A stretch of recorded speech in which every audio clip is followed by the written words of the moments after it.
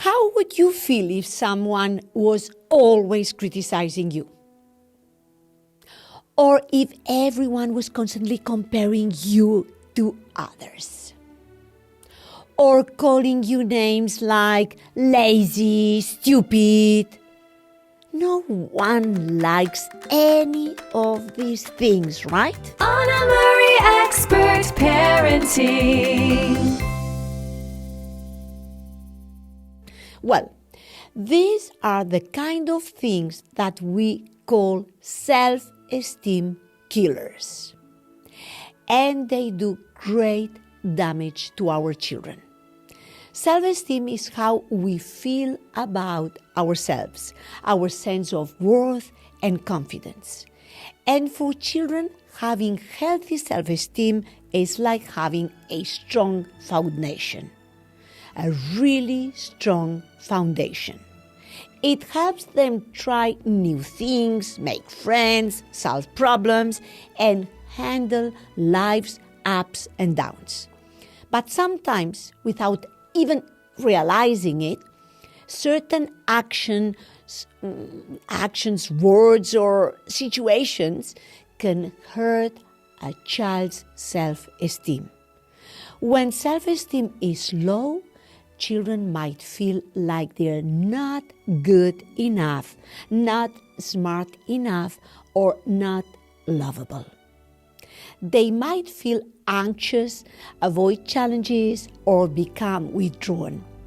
So, let's talk about some common self-esteem killers and how we, as parents, can avoid them. Understanding this can help us create a positive environment where children feel valued, confident, and ready to take on the world. The first one, constant criticism is, as we say, the first self-esteem killer. Criticism is when we point out what someone did wrong. While it's important to guide our children and help them learn, too much criticism can make them feel like they can never get it right. When children hear, "You're always messy," or "Why can't you be more like your brother?" they might start to believe that they're not good enough. What to do instead? Focus on constructive feedback. This means guiding our children in a way that helps them learn without feeling judged. Instead of saying, "You never do your homework right," try, "I see you trying hard. Let's see how we can work on this together." Okay, my love? Comparisons with others is another self-esteem killer. When we start to compare one child with another, then everything starts to escalate, but down, down, down, down. Comparing children to their siblings, friends, or even ourselves can hurt their self-esteem. When children hear things like, "Why can't you be more like your sister?" Or, "When I was your age, I could do this very easily," they may feel they're not good enough. Research shows that children develop a sense of self-worth by being accepted for who they are, not by how they measure up to others. What to do instead? Celebrate our children's uniqueness, our children's strengths and qualities. We can say things like, "I love how creative you are," or "You're so kind to others." This helps them see that they're valued for who they are, not for who they could be. Another one is, another self-esteem killer is overprotection. emphasis on achieving. It's very harmful as well. While it's great to encourage children to succeed, putting too much pressure on them to get top grades, win games, or be the best can make them feel like their worth is tied to their performance. If they don't achieve what's expected, they may feel like real failures. What to do instead? Focus on the process, not on the outcome. Praise their effort, hard work, and all their improvement rather than just the final result. For example, we can say, "I'm so proud of how hard you studied for your test," instead of, "I'm only proud because you got an A." Another one, a lack of positive attention. It's another self-esteem killer. Children need positive attention to feel loved and valued. When parents are too busy or distracted to spend quality time with their children, it can make them feel ignored or unimportant. This can lower their self-esteem and make them feel like they don't matter at all. What to do instead? We can make time to connect with our children. Even a few minutes of undivided attention can make a big difference.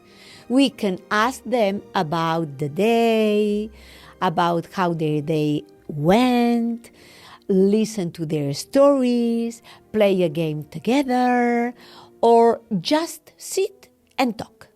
Showing interest in what they do helps them feel valued.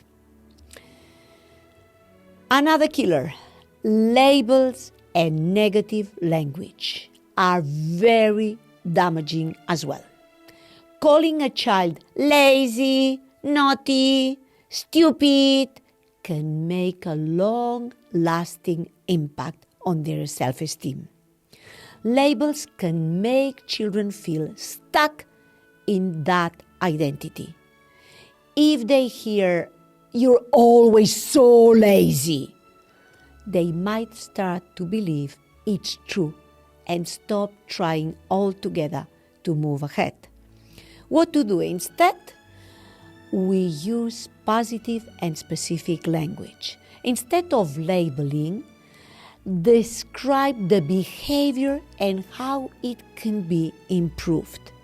For instance, instead of saying, "You're so lazy," we can say, "I notice you haven't started your homework yet.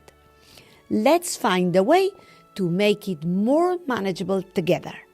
Okay? Another killer, ignoring, dismissing feelings, is another serious self-esteem killer.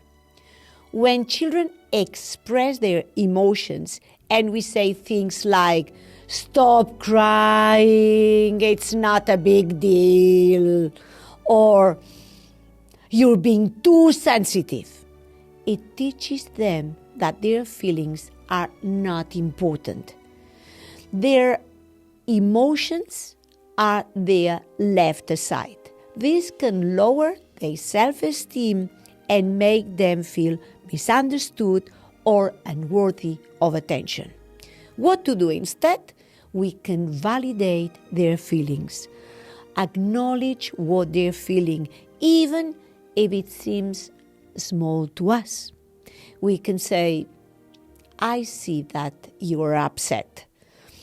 It's okay to feel that way. Do you want to talk about it?" And then they feel understood and they feel much happier. This helps them feel heard and respected, which is absolutely very, very important. Overprotectiveness is something to be very careful of as well. Being too protective can unintentionally send the message that we don't believe in our children's ability to handle things on their own. This can make them doubt their abilities and feel less confident. What to do instead? We can encourage independence. Let them try new things, even if they might fail. Offer support and offer guidance, but allow them to try. Give them the chance to learn from their experiences. We can say things like, I believe you can do this. Give it a try, and I'm here in case you need some help. That's very different. Another killer, inconsistent discipline, is a self-esteem killer. If we think about it, it's a very important one.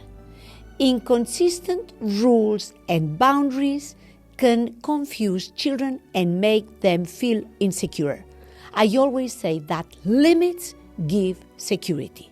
When children don't know what to expect, they might feel anxious or unsure of themselves. What to do instead? We can be consistent and clear with expectations. We need to set fair and understandable rules and follow through with them. Children feel safer and more confident when they know the boundaries and trust that they're in place for their well-being. And finally, punishment instead of teaching is a self-esteem killer too. Using harsh punishment like yelling or taking away privileges without explanation can damage a child's self-esteem. It can make them feel like they are bad people instead of having made a bad choice, which is very different. What to do instead? We can use positive discipline. Focus on teaching and guiding rather than punishment. Explain the consequences of their actions and help them learn how to make better choices next time. For example, instead of saying, "You're grounded for being rude," we can say, "When we speak kindly to each other, it makes everyone feel respected. Let's practice how we can speak more kindly." So, as we can see, our words, actions, and how we respond to our children every day play a huge role in shaping their self-esteem. By being mindful of these self-esteem killers, we can create a home environment where children feel valued, confident, and loved for who they are. Remember, every child is unique and grows at their own pace. So, it's good to celebrate their uniqueness, encourage their strengths, and always show them that they are worthy of love and respect just as they are. Working together, we can build up our children's self-esteem and help them grow into confident, happy, and kind individuals.